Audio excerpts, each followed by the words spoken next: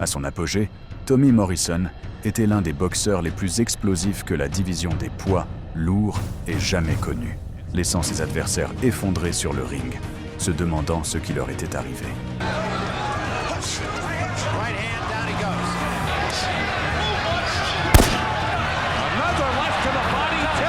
En 1993, The Duke s'était donné pour mission de retrouver sa place parmi l'élite, déchirant la division avec une puissance dévastatrice, alors qu'il cherchait à obtenir un titre contre George Foreman.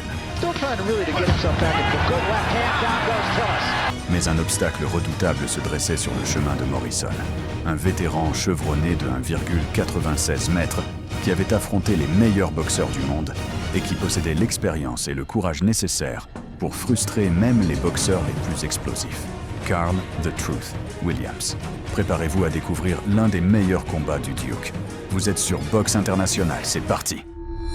À l'été 1993, Tommy Morrison était une machine à KO avec un impressionnant palmarès de 37 victoires et une défaite, démolissant ses adversaires à gauche et à droite, comme s'il voulait prouver que sa seule défaite n'était rien d'autre qu'un coup de malchance sur son chemin vers le titre mondial. Mais sur son chemin se dressait un vétéran aguerri de 1,93 m nommé Carl Williams, qui entra dans le Renault Hilton en tant qu'ancien challenger au titre mondial, n'ayant plus rien à perdre contre la star montante la plus en vue du sport. And the very next day, I came in the gym with a different attitude towards him. I went into the ring and I busted him up. Williams avait partagé le ring avec certains des plus grands noms de la boxe et apparemment, son expérience de vétéran l'avait convaincu que Morrison n'était qu'un autre espoir blanc surestimé qui céderait sous la pression. Morrison a donc décidé de donner à ce vétéran une leçon brutale sur la puissance de la nouvelle génération des poids lourds. If I was in Morrison's corner, they'd be down by his navel where they belong. With the popular art of bicycle shorts under his boxing trunks. Ball and a variety of other sports now. Morrison n'a pas perdu de temps pour engager une guerre totale contre ce géant dangereux. Well, again, his weight is 225, which is his most effective weight. Morrison attacking, not landing solidly yet. And the right hand, and Mills Lane says, don't do that again. And there's the left hook, and down goes Carl Williams. As it took, which is unusual, he came over the top with it. And that wasn't even the A-quality Morrison left hook. Cependant, Williams n'avait pas mérité son surnom de The Truth, la vérité. Just a little bit more than a minute into the bout, Williams has been down once. He doesn't appear to be hurt or even dazed at this point. Back throwing some good snappy left jabs, but again, every time he jabs, down goes that right hand. New tricks, Larry. He's been doing it so often and so long. Now, if he does throw his right hand, you'll see he drops it before he throws it. Morrison trying to split the guard with the uppercut. There's another left hook flush on the neck, a little bit behind the ear. Can't push it. Can't do that. Williams says that he's learned to shorten up his punches since the Tyson fight. Punches as he used to be.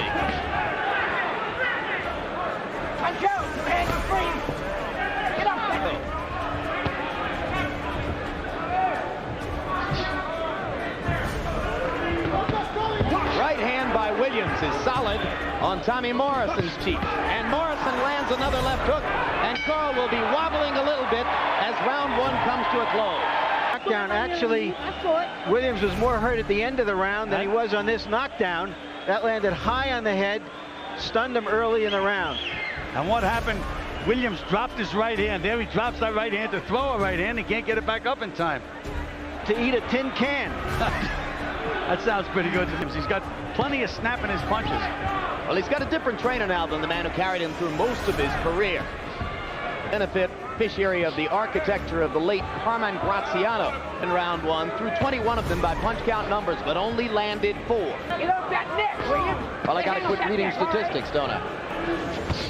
Mills Lane, feisty as always in his referee role. Serious trouble with a broken jaw and a broken hand. One thing I know is that he seems to be correcting the problem he had of putting too much out early in the fight. Too tight. Much like George Foreman in his first career. The first. So maybe Morrison should take 10 years off. Good solid punches by Carl Williams. That left hook in the body certainly going to help Williams. Morrison missing with the left hook. Both fighters seem to be getting a little bit of a breather through the second minute of round number 2. Carl Williams. Left hook again by Morrison. Backs Williams up. His opponent. Straight left hand by Morrison.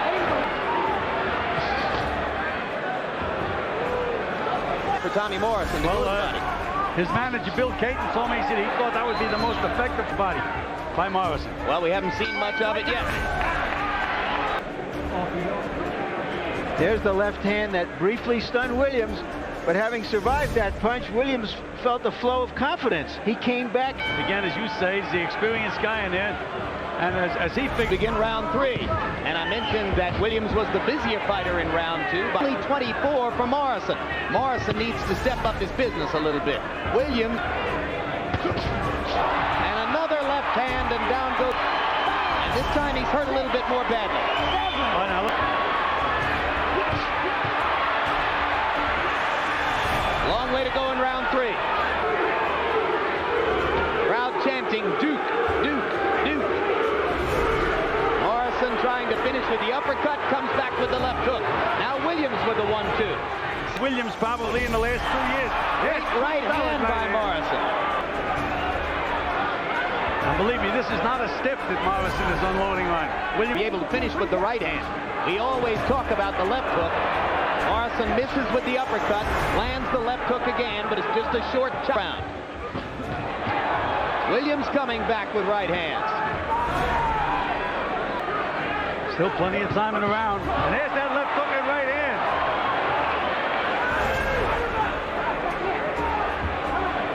Carl Williams showing some resolution here, somewhere in the crowd. Carl Williams trying to prove to Morrison that he's...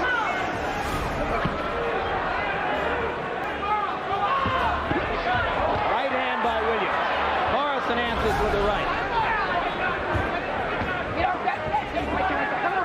Carl Williams knows well that this is his last chance to retain credibility in the division.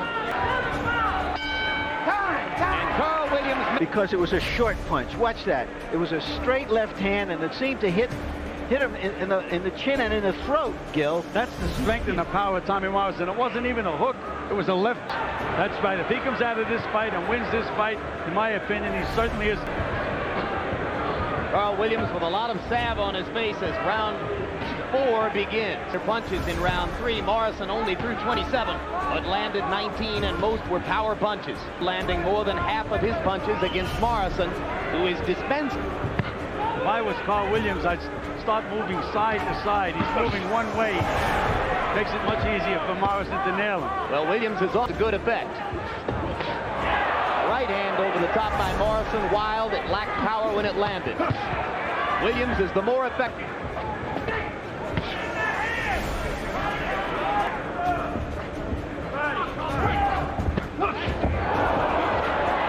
There was the edge, Jim. Yep.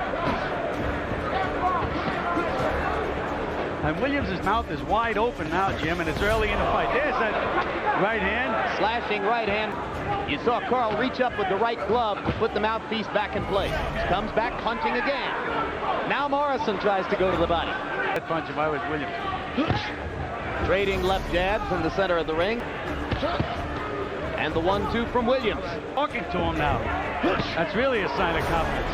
Oh, there's a thrusting left jab by Power. It's a gift. Wraps. Anytime it could come unwrapped, though. Larry, I have the fight scored exactly the same as you.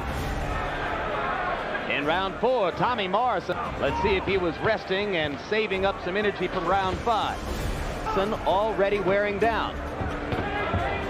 Well, his mouth is open. He seems to be gasping a little bit for breath. That's usually the first sign. There seems to be a chance to seize a kind of momentum which might prey on Tommy Morrison's confidence. Up to this moment, it's Williams is using his experience in the last round, and he's doing a pretty good job so far this round. That's right. His experience is showing, isn't it, Gil? Yes, come around and kill the clock. But again, Williams is standing very, very stationary. I think he should be moving a little more. Good right hand by Williams, and down goes Morrison. It is Tommy Morrison's future as a heavyweight contender that's on the line. Morrison lands a left hook, but Williams pounds away with the right. En étant facile à battre, Morrison se releva du tapis comme un guerrier possédé, déchaînant sur cette bête imposante des combinaisons qui aurait rendu jaloux les dieux de la guerre. Now, he's got a chance to win the fight. Morrison not punching back.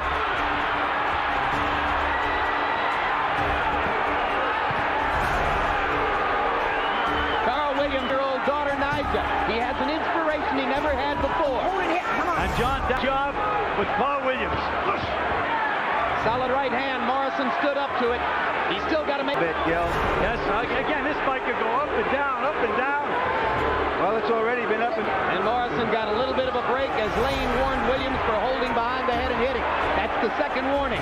You assume that the next time he loses a point. Left hook hands for Williams. Right hand again. And another left hook. These are solid blows from Carl Williams. Now Morrison lands a right. A storybook round between Tommy Morrison and Carl "The Truth" Williams. Has Tommy Morrison already run out of gas? Has the stamina bugaboo come back to haunt him again? Is birds of a miracle comeback? Well, round 6 begins. I had mentioned in the beginning of the round an indication of fatigue. As soon as he got back to his corner, they told him, keep your mouth closed. You get broken jaws, which he got against Joe Hip. You get hit with that mouth open and that jaw can go. Is it also a signal to your opponent, Gil? Exactly, and you could see Williams' conference surging even before the knockdown. Now the two fighters trade jabs to begin round number 6. Left hook and a left hook to the body by Carl Williams.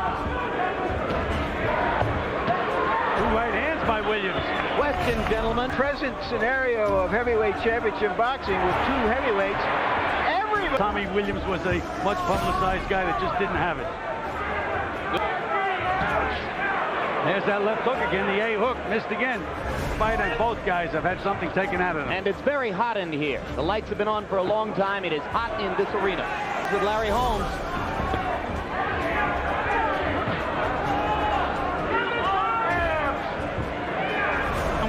Letting it all hang out. Well, he's trying to learn how to be a boxer. Trying to learn how to pace himself. Carl "The Truth" says no. And Morrison hits him again for good measure. A little wobbly. Tommy stalking him again. Let's see if he can land a left hook. He tries it and misses. Now it is the right hand. It's also Williams' right hand that put Morrison on the deck. I don't think that's a good way to train a fighter, to tell you the truth.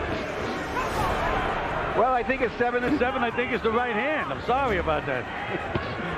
Tommy Morrison continues to struggle to be active. On 6. He is setting up a potential 10-round decision victory for Carl "The Truth" Williams. Seems just for a beautiful 1-2. There's that left hook. And it was set up by a right hand to the body, Gil. Williams out. Well, he has a chance, Jim, anytime during this fight. Remember, Joe Hip looked like he was out of gas, looked like the fight was power. Williams can't get careless for a second. Well, I don't think Carl has learned a lot. If he loses, it's not going to be because of carelessness. It will be because of Mark. I thought Williams did the right thing. Morrison hit him on the break, so he hit Morrison back. You hit me, I hit you. Williams is not using his left jab as much as he had been earlier. Now, there you go. Must have listened to me a little bit. Again, I'd like to see Williams moving a little bit more to his right. That takes the power. Let's see which fighter listens better. It is Carl Williams for the moment. Morrison sounds like Mike Tyson body punch.